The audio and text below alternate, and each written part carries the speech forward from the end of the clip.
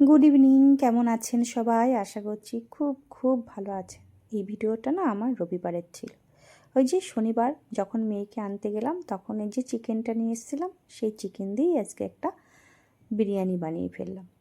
তো বিরিয়ানি বানাবো কোনো প্ল্যানই ছিল না। তো মেয়ে ঘুম থেকে উঠে বলল, মা আজকে কী বানাবে গো চিকেন দিয়ে? তাই আমি বললাম, কী খাবি বল, চিকেন কষা বানাই?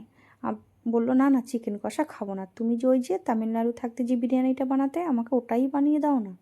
তা আমি বললাম, সবসময় তুই ওই একটা বিরিয়ানি খাস, আরও তো অনেক ধরনের বিরিয়ানি আছে, বল দম বিরিয়ানি করি আজকে? বলে, না না, তুমি ওই তামিলনাড়ুর বিরিয়ানিটাই বানিয়ে দাও।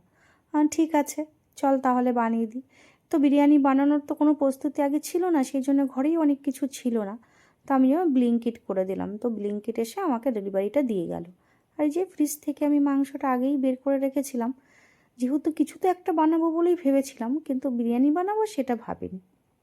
যা হোক, খুব সিম্পলভাবে সমস্ত কিছু গুছিয়ে নিলাম। এই বিরিয়ানিতে খুব বেশি কিছু লাগে না এবং খুব ঝামেলারও নেই।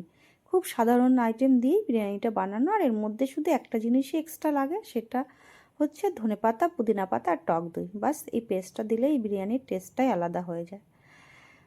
কারণ মেয়ে যখন বাইরে থাকে না, তখন নিজেদেরও কিছু রান্না করে সেভাবে খেতে ইচ্ছা করে না। আমি খুব কমই মাছ, মাংস, ডিম এগুলো রান্না করি। ডিমটা তাও মাঝে মাঝে করি, বিরিয়ানি ফিরিয়ানি এগুলো আর হয় না। যখন হাজবেন্ড বা মেয়ে বাড়িতে থাকে তখনই ওদের পছন্দগুলো আমার পছন্দ হয়ে গেছে, তো ওর পছন্দই মতনই আজকে রান্না করলাম। তো রান্না করতে করতে ভাবছি যে ছেলে মেয়ে যখন কাছে থাকে না, না তখন সত্যি খুবই একটা কষ্ট লাগে। এই যে রান্না বান্না করতে ইচ্ছা করে না, কোথাও বেরোতে ইচ্ছা করে না, সবসময় ঘরের মধ্যে থাকি, একা হয়ে গেছি। আর মেয়ে বাড়ি আসলে বা যারই সন্তান বাড়ি আসুক, তখন মাদের জন্য আর একদম আলাদা একটা প্রস্তুতিই চলে, যে ছেলে মেয়ে সকালে ব্রেকফাস্ট কী দেবো, দুপুরে লাঞ্চ কী দেবো, মানে একটার পর একটা সেটা চলে। তারপরে কোথাও ঘুরতে যাব, একটু বাইরে গিয়ে একটু হেঁটে আসবো, বাস এগুলোই কিন্তু চলে না। আমাদের সত্যি আমাদের মাদের জীবনটা খুব অদ্ভুত একদম।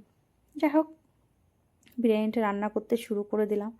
একটু দেরিও হয়ে গেছিলো বিরিয়ানিটা করতে, দুপুরে ব্রেকফাস্টটা করতেও দেরি, যেহেতু সানডে একটু লেট করেও ওঠা হয়েছে। তারপরে তো একটার পর একটা হচ্ছে।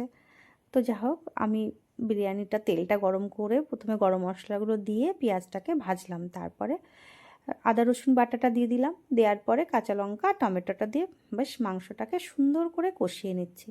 এই কষানোটাই মেন, এর মধ্যে একদম আমরা যেরকম চিকেন রান্না করি না, ঠিক সেইভাবেই মাংসটাকে কষাতে হবে। আলাদা কিছুই নাই, শুধুমাত্র হলুদটা বাদ দিয়ে আমি এই মাংসটা পুরোটা কষিয়ে নিলাম। আর মশলার মধ্যে দিয়েছিলাম একটু ধনের গুঁড়ো আর বিরিয়ানি মশলা, এটাই যাবে ওর মশলা, আর কিচ্ছু না। আর আদা রসুনের পেস্টটা একটু বেশি যাবে, আদাটা একটু কম, রসুন পরিমাণটা একটু বেশি যাবে।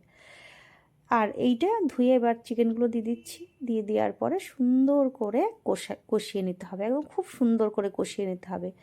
এই বিরিয়ানিটা করতে গেলে না আপনার আলাদা করে চালটাকে ফুটিয়ে নিয়ে দমে বসানোর কোনো দরকার নেই, একবারেই দিয়ে দিলেই হবে।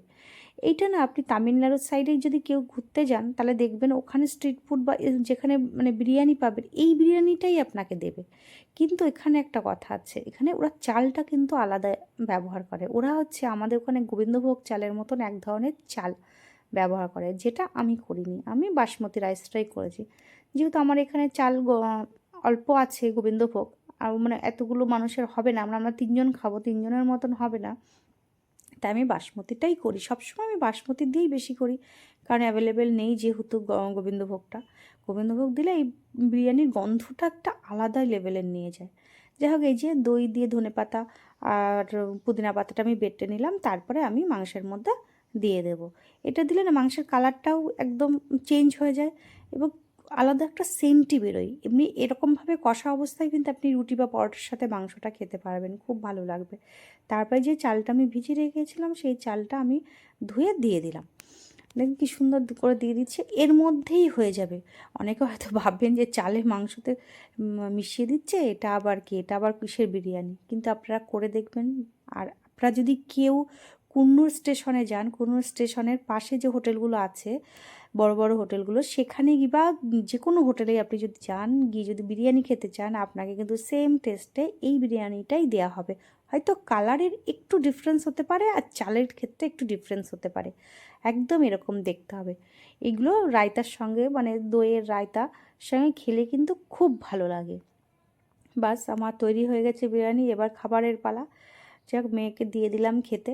সুন্দর করে একটু স্যালাড দিয়েছিলাম, বিট গাজর একটু লঙ্কা আর একটু পেঁয়াজ দিয়েছিলাম, আর এই যে দইয়ের স্যালাড বানিয়েছিলাম, এই দইয়ের রায়তা বানিয়েছিলাম। বাস রায়তার সঙ্গে, রায়তার মধ্যে শশা ছিল না আমার ঘরে, যেহেতু শুধু পেঁয়াজ লঙ্কা দিয়ে বানিয়েছিলাম। আজকে দুপুরটা জাস্ট জমে গেল।